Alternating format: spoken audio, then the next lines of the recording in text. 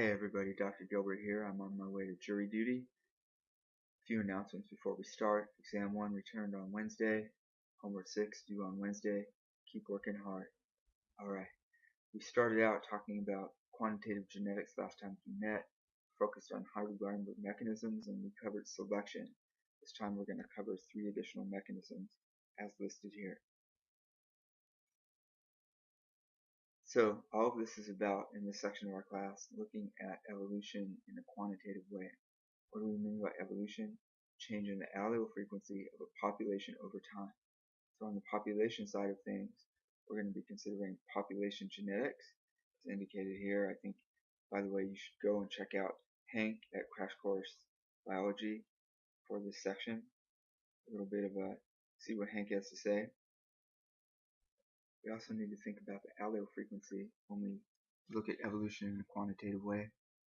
What do we mean by allele frequency? The fraction of the total number of alleles that any one allele makes. We talked about it in this example here where we were looking at the fraction of, let's see if I can get my pointer here, when we were looking at big Q and little q and the relative fractions in the population. So when we talk alleles and evolution, we think about the Hardy-Weinberg equilibrium. And this model is important because it allows us to predict to understand what factors contribute to evolution in a population. Hardy-Weinberg predicts that the allele frequencies in a population won't change from one generation to the next, provided that the 5 factors listed here hold true. Also, in this case, the genotype frequency will be in the mathematical expression we see here, p squared plus 2pq plus q squared equals 1. Why do we care? It allows us to figure out which factors might be contributing to evolution in a real-world sample. So this is our mouse diagram that we discussed in class last time we met on Wednesday. And this illustrates 4 of the 5 points that are important in terms of maintaining Hardy-Weinberg equilibrium. And we're going to use this diagram to investigate each one of these. We looked at this diagram last time we met. We start up there in the upper left. So start here. We have a population with an allele frequency of 0.6 and 0.4 for A1 and A2, our 2 alleles. We use our Hardy-Weinberg equilibrium. We assume our population is in Hardy-Weinberg equilibrium, and we use it to calculate what the genotype frequencies are going to be. We started with 100 individuals. Given these proportions, this is the number of homozygous dominant, heterozygous, and homozygous recessive individuals in the population that we have. We adjusted the number of individuals we had using these numbers here, and if we go down below to the lower right of the slide, you'll see that we started out, for example, with 48 heterozygous ones, and we used 25% of them. That means we have 36 individuals left. We start out with 16 homozygous recessives, A2A2s, and we lose half of them, and we end up with 8 left. Now this gives us a new population size. We started with 100 individuals, but 20 of them died, so we have 80 left. Now if we have 80 individuals, that means we have 160 alleles, because everybody's diploid in our examples, and you can see that here. So we calculate the frequencies of the alleles as shown here. Here we have the homozygous dominants, the heterozygous individuals. We sum the total alleles, and we use that information to calculate a new allele frequency. We can enter this information in this box. Got our A1s here, A2s here. We compare these with our initial numbers. Did the A1 and A2 change compared to the starting allele frequencies? Yes, they did. That tells us that the population has evolved. So let's move on past selection to the new factor that we want to examine for its effect on evolution, allele frequency change in a population, migration. We're going to consider something here called the one-island model to examine the impact of migration on evolution. So in this model, we assume we have a mainland continent with a population of individuals that are all A2 for a given allele, and offshore from that continent is an island, and the individuals on that island are all A1. we only have migration from the continent to the island. We have very little migration from the island to the continent. That's why the arrows are of different sizes. Let's consider the allele frequency initially on the island. Everybody on the island is A1, therefore the fraction is 1. 100% of the individuals are A1. We'll assume we have 800 individuals on the island and they are all A1, A1 for their genotype. So our genotype frequency exists like this. There's 0 here and 0 here and 800 A1, A1.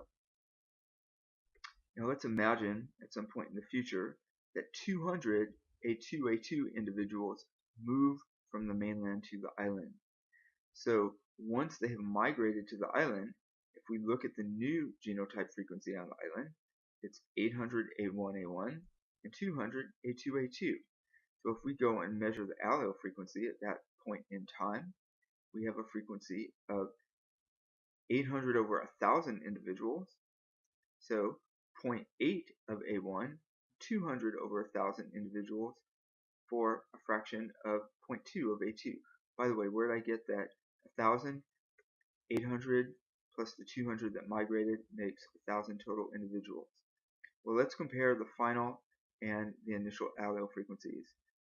The island was all 100% A1 at t equals 0.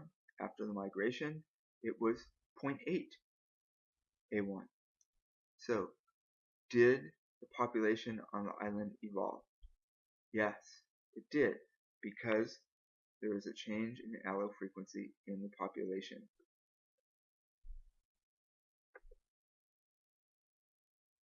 Here's an example from our book where migration plays a role in population genetics and evolution. We consider some snakes. They're banded and unbanded. The banded ones predominate on the mainlands. The unbanded ones predominate on the islands. Now, it turns out that the unbanded snakes avoid predators better than the banded snakes on the island, and yet, even over time, there's still banded snakes that are found on these islands. Why? Because migration likely kept their population up there. Please read this example in our textbook. The next example we want to talk about is mutation and how mutation contributes to change in allele frequency in a population. Let's consider how mutation affects evolution and change in allele frequency in a population over time. Start out with a population with 100 individuals. We're at an initial allele frequency of 0.9 and 0.1 for big A and little a respectively. Assume they're in Hardy-Weinberg equilibrium and do a little math on them. We get the genotype frequencies as illustrated here. We're going to go around the mouse diagram for a bit until we get to the interesting part over here where we learn that because of mutation, big A converts to little a at the rate of 1 per 10,000. So interestingly, the crux of this problem is every time that a big A mutates into a little a, it means that a big A is lost and a little a is gained. Let's take a look at the math here. We'll consider a population of 100,000 gametes total. Okay. Over here, we're now talking about these gametes, and we're going to consider 100,000 of them. If big A changes to little a at a rate of 1 in 10,000, we can take a look at the math here, and we can see illustrated how that would affect the allele frequency. The little a's lose 1 in 10,000 alleles. I said that wrong. The big A's lose 1 in 10,000 alleles. The little a's gain 1 in 10,000 alleles. So this, if we do the math on it, is how we would describe the overall change in allele frequency for the population.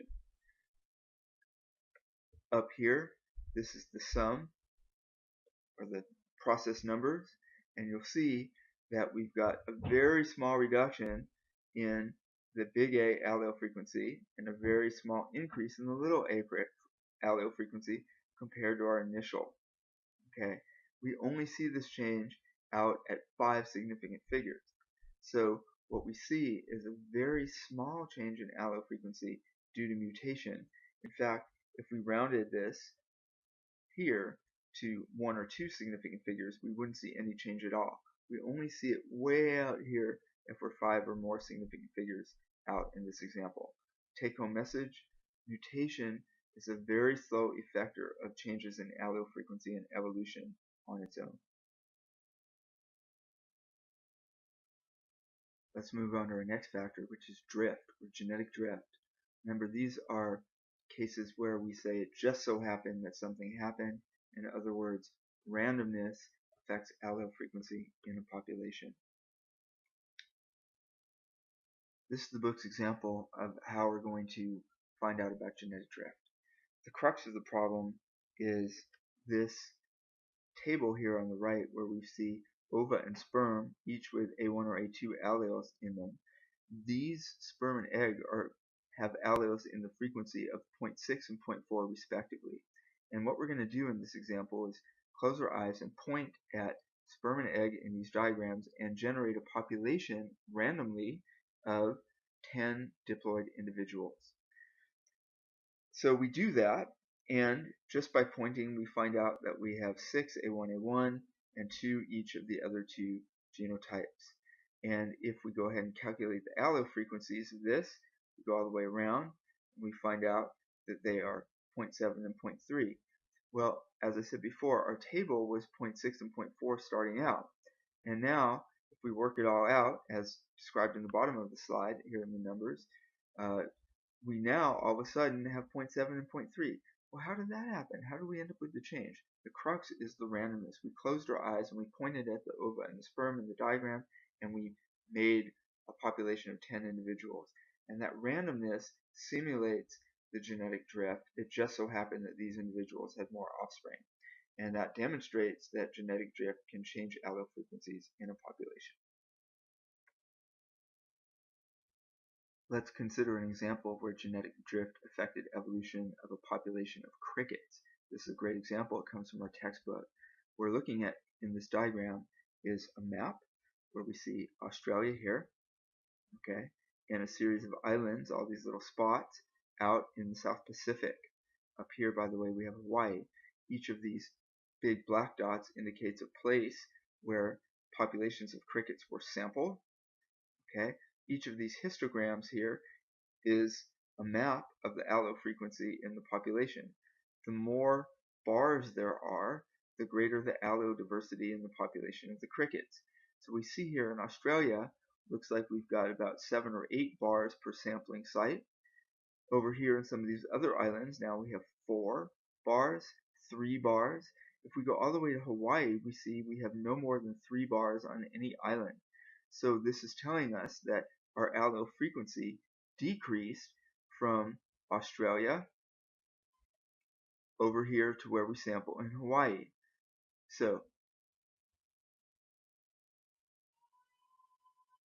one thing we see when we look at this figure is a change in allele frequency as we move from Australia to these islands. We had more diverse alleles at a lower frequency in Australia, and if we go all the way toward Hawaii, we see that we have fewer alleles at greater frequency.